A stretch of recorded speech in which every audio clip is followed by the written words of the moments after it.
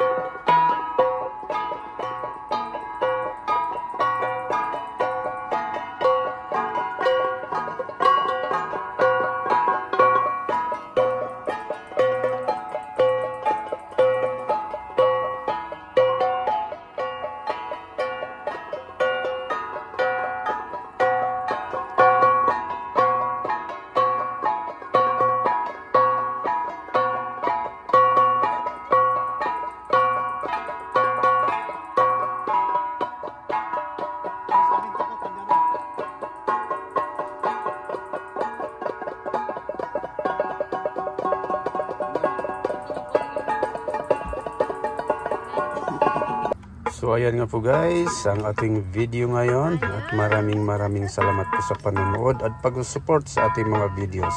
So dito po tayo ngayon sa may Lions Creek.